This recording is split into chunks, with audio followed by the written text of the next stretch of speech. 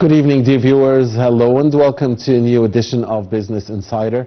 I'm your host for tonight, Mohamed, and tonight we'll be talking about the pharmaceutical industry here in Egypt and the opportunities for Egypt within its beautiful African continent.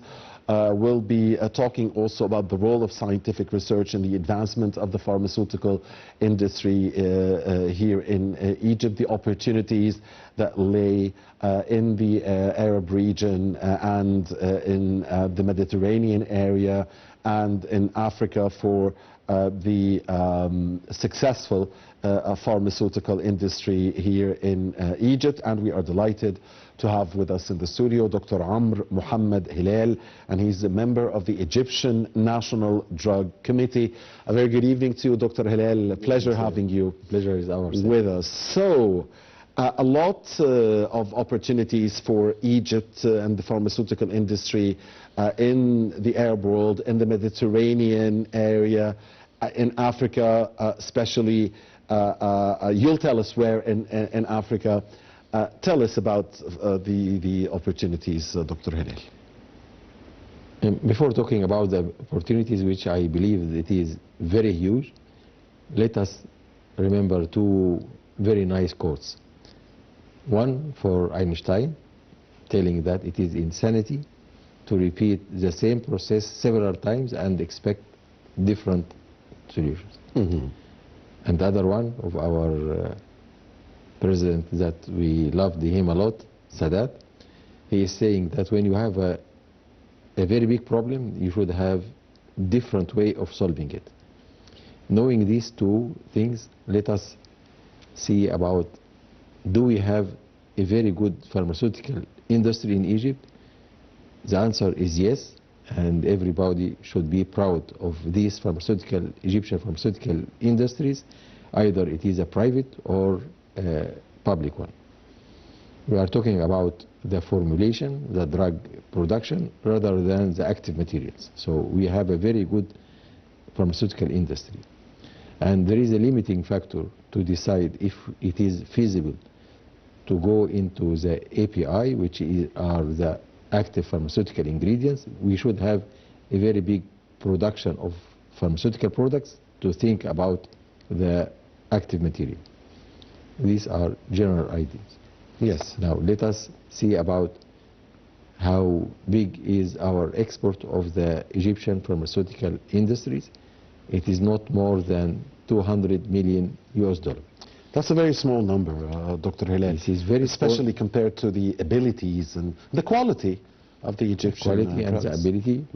And what I really believe is that we should try differently. What we were doing in the 50s might not be suitable to be done in now. There is a lot of changes. In the 50s, the gap between the Egyptian industry and all of the African industries was huge. Now I cannot say that the gap is different, but the players that knock the door of the African countries are very big and very huge. The Chinese, the Russians. Everybody in the world knows that Africa is a golden mine. But all these countries are arrogant to the African. I couldn't say that the Egyptians as well are not dealing with the African countries the way it should be done, but the fact is the following. The pharmaceutical business in the African continent is about 18 billion US dollars. And the intra-trade between the African countries is not more than 3%, and everybody is imported. These are terrible numbers. I mean, terrible, yes. Yeah. But it shows the opportunity. Now, how can we solve this? Now, let us see what is the very big hurdle problem in going of our pharmaceutical into these African countries. So you're saying, Dr. Helal, that Africa imports more than 97% of its drugs from outside the content. I am saying that the pharmaceutical industry is 18 billion, Yes. and the trade is not more than 3%. The inner trade in The Africa. inter-trade, yes. So, 97% outside of the continent. or produced locally, but they are not trading with each Yes. other. Yeah. So this is one part. The number is terrible, but shows the opportunity. Now let us see what is the main Hurdle, you said. hurdle Yeah. that the pharmaceutical industry is very expensive. And the infrastructure in Egypt of the pharmaceutical is very big, and the investment is already there, but it is not performing by its even 50% or 60%. So there is a lot Of its potential. of potential and capacity. Now, if you are knocking the door as it was done the old way, we have these pharmaceutical products and we would like to go and to register, then you will be like the Chinese. It's okay. But what can be better? If we have the agreement for the following, what I'm going to say, let me, if I can have the chance, We're listening. to give you the idea. For example, I am going to the pharmaceutical again, but let me give this example. Yes. Egypt is importing 95% of its oil, I mean the edible oil, for mainly a big number of palm oil from Malaysia or whatever. Rather than, but we have to know that this tree of palm oil is indigenous to Africa, to West Africa. These three countries, Cameroon, Ghana, and Côte d'Ivory, are producing and exporting palm oil by 1.9 billion US dollar. And they are importing pharmaceutical more or less the same. So if we just focus on the following, to have them partner in our pharmaceutical industry, not just importing to them and Exporting to them. exporting to them pharmaceutical and importing Palm oil. palm oil, let us think differently to let them be a partner in some of the Egyptian pharmaceutical companies. Being That's thinking out of the box, yeah. yes. In this way, they are importing or producing for themselves in pharmaceutical companies that already exist, that already have the standard and everything. And in the same time, the Egyptian food industry can invest in palm oil cultivation, purification, and just to export to Egypt.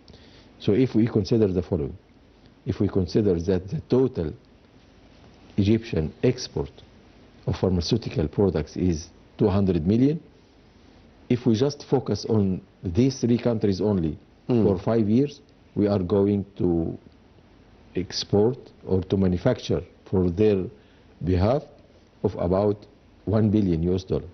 In the same time, we are importing palm oil, so there is no problem at our side in importing the same palm oil from these countries.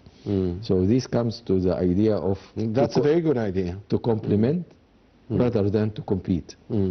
So this can give you an idea or what I am thinking, to knock the door of the African countries. Let us co-manufacture our products rather than depend on some other European countries that were in the West Coast.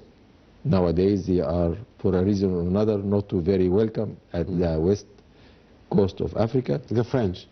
The French, and a lot of other countries, there is a hole there, should be filled. Everybody knows that the Chinese are there, the Russians are there, the Egyptians are not there.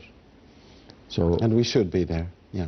this is a national issue. As I told you, for the past decade, our Egyptian pharmaceutical export is not more than 200 million. And I checked this number especially before this session. If That's a very low number, especially that Egypt has succeeded in increasing its exports in the past few years, and it has exports in the tens of billions. Agree. Tens of billions of dollars. So only 200 million for such a successful industry. I mean, the pharmaceutical industry, the Egyptian pharmaceutical industry has a very good reputation. And the quality of the Egyptian drug has, again, very good reputation. we cover our local requirements, which is very, very good. We are more than 90 or 95% of our requirements is done. It's okay, this is very good. But we hope a better position for our Egypt. So we have to think differently. We have to think for the, if you are thinking where you can export your pharmaceutical products, are you going to export your pharmaceutical products to Germany or to France? No? No. Are you going to export it in the Arab countries? Possibly. If you are going to export it to the Arab countries, you are going to export there at a very low price.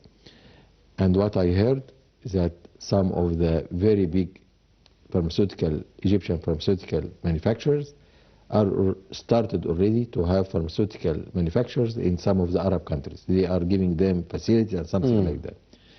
This is not the situation if we are going to manufacture here or in some other countries. This is not the issue. The issue is that there is a very big opportunity and we are not using it.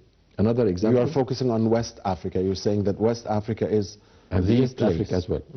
And East Africa. For example, what I'm looking is, I couldn't say that this is a Trump way of thinking, but this is a very basic business. You have... Well, Mr. Trump is very successful in business, so it's okay to think like him in business. And forget about the other things. So, for example, Egypt, Kenya is producing almost 1/3 of the tea of the world. And Egypt is importing about 200 or 300 million US dollar of Kenya tea. This is good. It is not very good, but it is something. Yeah. But in the same time, Kenya is importing pharmaceutical products of 600 million US dollar. So it should be... What's Egypt's share in those 600? Very little. The smile tells me it's very little. Yes, very little. Very little. Because you said overall it's only $200 million. All over the world. Egyptian exports of of pharmaceutical products. So as long as we have this tea from Kenya, how to complement rather than to compete, let them have their participate ownership of some of the pharmaceutical companies, and Egypt to participate to ownership some tea production in Kenya, and this to be exported to Egypt. This will not harm the Egyptian import total volume, but it will support the export of the pharmaceutical products. Sure. And this is not regular export. These African countries are producing in their own factories or in another way in factories that they have some shares in it. And it will help, of course, the trade balance. For instance, in the case you mentioned, the Egypt-Kenya case, you are improving your trade balance with one of your partners. And that's, now I understand why you said the Trump way of thinking. So if you have any trade deficit with this or that country, well, you have the opportunity of even having a surplus, or at least balancing things out. And the idea is not that we are exporting pharmaceutical to you. The idea is you are going to have a partnership. You have an ownership, you have shares in these pharmaceutical companies in Egypt, and you are producing under your own supervision, your own quality. So when these products are going to be exported to Kenya, for example, they wouldn't need to double check. This is your factory. So instead of having this factory in Nairobi, you have a Kenyan factory or part of a factory in Egypt. You are happy and the Egyptians are happy, and the idea is not to be thinking over-smarting the African. Nobody can over-smart the African nation. But let us be smart in the way of knocking the doors. Beautiful. So you're not thinking of exploiting anyone or outsmarting anyone. Yes. You want a partnership that serves both parties in this case. And this is why you said East Africa as well, not just West Africa. So Africa in general, where the numbers say that they import something like $2 billion or something like that of worth of pharmaceutical products. The pharmaceutical industry is 18 billion US dollars. So the opportunity is there, and Egypt can go there in this field, and it is good that Egypt can arrange with South Africa, who is very advanced as well, so as we can do the business in the African continent without competition and buy time.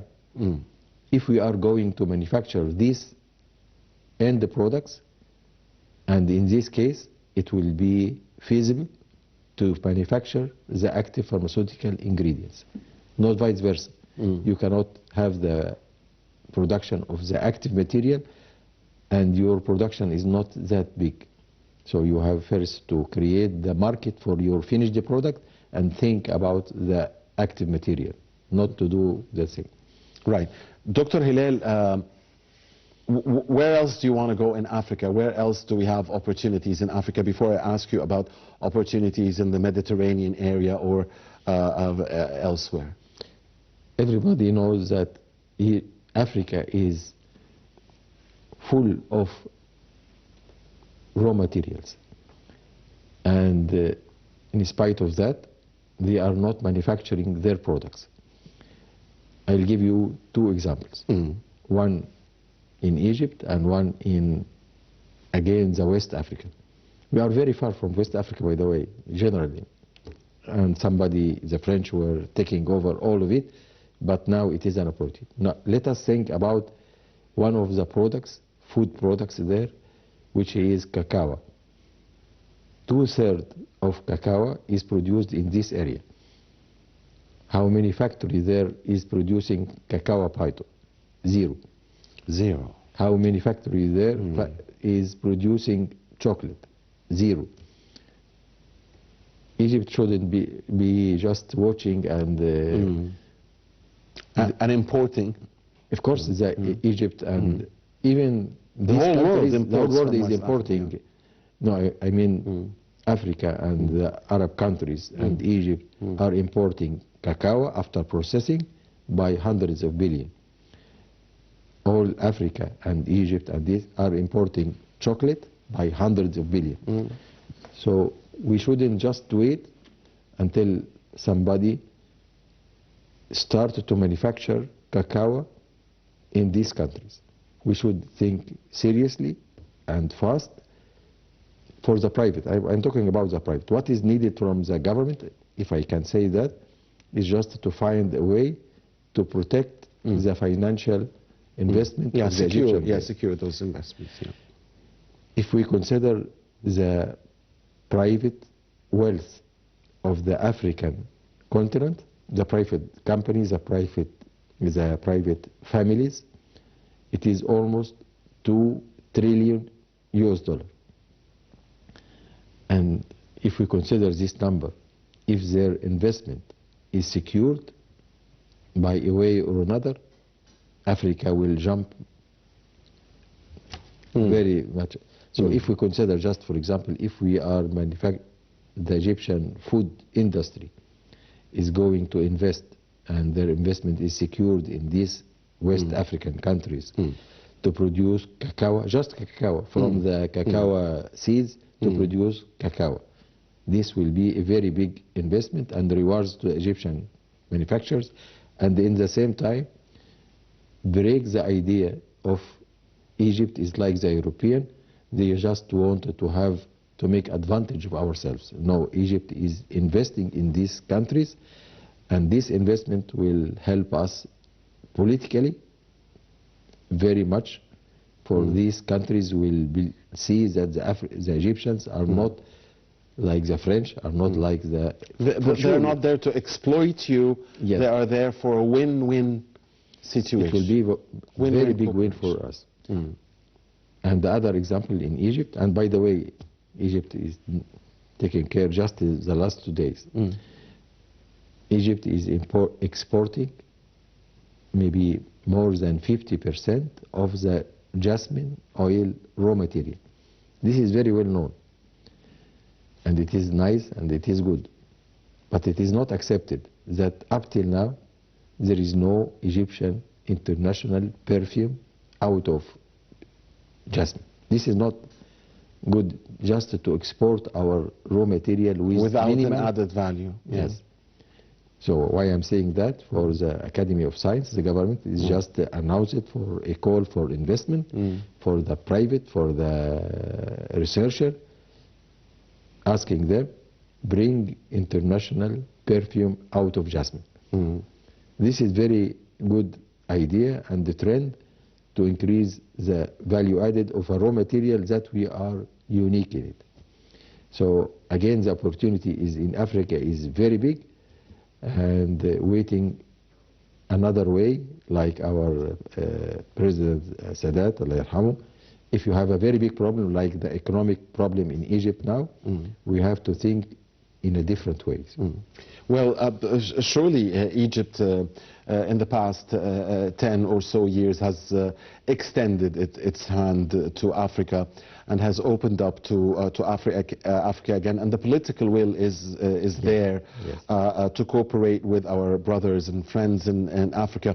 I'm sure, Dr. Helal, that such a cooperation with Africa, because you mentioned about yes, these will be private sector investments, but there is a role for the government here. Yes, sure. So I guess that parties like the Foreign Ministry or the Ministry of International Cooperation and others should have a big role there. The National Drug Committee is planning to discuss this with the Minister, Her Excellency, the Minister of the International Cooperation, but we are just trying to pave the way, make our communication with some African embassies to find out how they respond to this. But again, this is something hopefully can increase a lot to the Egyptian export, and in the same time that the ties between the Egypt and the African countries shouldn't be based on political cooperation between the presidents. It should be between the people themselves. The people themselves should really like the Egyptian once again, like they did at the Nasser time. At that time, they are looking to Egypt as a superpower, and we are superpower. We have to say that. But the situation is not allowing us to do what we deserve. So let us try to do it in a different way. Well, we commend you really on some very nice ideas there, and we hope, of course, that and what you're saying actually lays within the framework of Egypt's vision, Egypt's 2030 vision, and the state's overall vision of cooperation, partnership, and win-win situations with friendly and brotherly countries, and at the same time of increasing exports and increasing investment, and so very nice ideas there. Dr. Helal, what about the Mediterranean region? Surely there are opportunities there as well for the pharmaceutical industry. Yes, we can shift to something very close to the pharmaceutical. If we consider the business volume of the supplement and the healthy products, we are talking about a total market maybe more than 500 billion US dollar worldwide. So 500 billion. Yes, the healthy products and the supplements and something like that. So if we consider that we can not do the active pharmaceutical ingredients now, but we can do the healthy products now.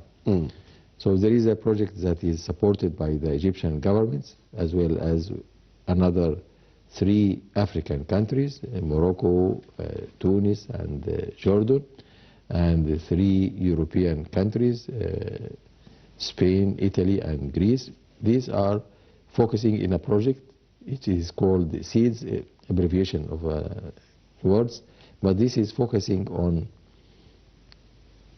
recultivation of ancient grains that are healthy, especially wheat and barley. And beside its healthy grains and nutrients, also there is a trend of producing healthy supplements and products. So if we consider 2 products that these countries are gathering, we are talking something from barley and something from wheat. One of the activities is to produce gluten-free wheat flour. If we know that the celiac disease, the people that have a problem with celiac is about 5% of the population, then business-wise this is very good. How to produce this? This will have a healthy impact on the Mediterranean people. The other thing is from barley, how to produce a very state-of-art beverage coming out from barley. There is something in the folk tradition or something like that from barley. I don't want to go too deep pharmaceutical, but barley has a lot of active ingredients that are very efficient for the brain, for the Alzheimer, and in the same time for the knees problem. So if we are talking again about this pharmaceutical company industry, when the pharmaceutical industry think in the same way with the food industry, then the supplement and the functional products are there, and I believe we will do a great job in this and have something that is very unique in the products, and that will be represent how the Middle East countries can cooperate with somebody from Europe to improve our products in this field of the functional beverages, with a very big, at the end of the game or end of the road, we should reach something that will allow increase our export with high, very high value added. And of course this is done through research, through cooperation between pharmaceutical and the food industries, in the marketing, and all of this thanks for the Egyptian government that are supporting such a trend of cooperation, and this is quite good as well. Dr. Helal, you're touching on so many important points. One of them is the relationship, for instance, between the importance of the relationship between the pharmaceutical industry and the food industry. The other one, the other point is the importance of researchers and scientific research. So I wanted to ask you, how are we advancing in scientific research here in Egypt when it comes to the pharmaceutical industry, and where do you want to see this going? Do we need to spend more? Are we spending enough? Where is this going? Let me give you example of what is already running now, how the pharmaceutical research can help the industry. Can you remember the total export of the Egyptian pharmaceutical product? $200 million US. Thanks that you are still remembering, and I hope the audience are remembering this. Now, can you imagine that the total business or total volume of olive leaf extract is 700 million? This is a very big one. The participation from Egypt is $0 export. And the point that I always say it, that if you are going to go to a business, don't start it and compete with the giants. So the olive leaf extract business is not done by the Indians or the Chinese. So it is all done by the European. So we have the advantage. 95% of the olive trees are in the Mediterranean. Egypt has more than 50 million trees of olive. That's a huge Even number, though yeah. we are not exporting olive leaf extract. I just came from Tunisia for the project of the seeds, and I discussed with them the olive leaf extract. Tunisia is very famous in cultivation and of olive and export of olive oil. So again, you asked me about the research. So the current research now is how to produce olive leaf extract similar to the one and with the same requirements that allow us to export. If you are going to ask me, can we compete with Spain and Italy? Yes, we can compete. So a group of researchers from the Faculty of Pharmacy, Cairo University, National Research Center, Faculty of Agriculture, are cooperating with some private companies in producing and standardizing the olive leaf extract. Before ending this point, do we have a very big competitive advantage? The answer is yes. We have the blessed mountain in Sinai. So we have the blessed tree in Sinai, which is olive tree, which is known to be blessed for all the Muslim communities, for all the Christian, for all the Jewish. So if we have standardized olive leaf extracts as a functional products for a lot of uses, as a cosmetics, a lot of uses, even for shampoo, as a lot of uses, or even if I export it as a standardized extract, we are going to have some share out of this 700 million. If we have 200 million, so just by this research, we would have doubled the number that we have. Dr. Helal, we've heard to some very interesting ideas here tonight, and very ambitious, really, plans, and we hope that all, or at least some of what you're talking about will indeed be implemented. Thank you very much. Always a pleasure. Dr. Mohamed Helal, the member of the National Drug Committee here in Egypt. Thank you again for the ideas. Thank you. And thank you, dear viewers, for watching Business Insider. Please stay with Nile TV. شكرا دكتور. جميلة دكتور ما شاء الله.